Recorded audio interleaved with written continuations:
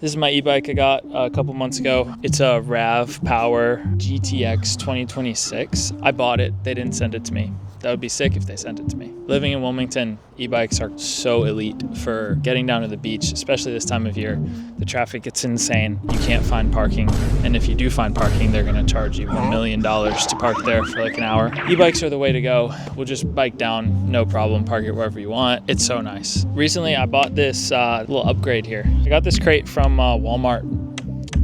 I think it's like $8. It's just like a heavy duty milk crate. In here, there's a bunch of zip ties around my little rear rack on the e-bike, and I just zip tied the crap out of it. Let me just channel some dad energy here.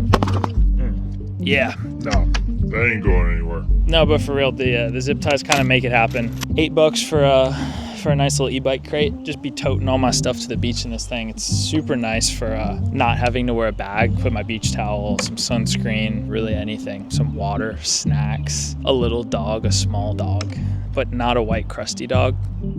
Sorry if you have a white crusty dog, but I'm not putting one in here. Bungee cords, just go over the top or just secure whatever. When you're hopping curbs and doing double cork sevens like I usually do off of my e-bike. So yeah, e-bike crate, $7, little addition.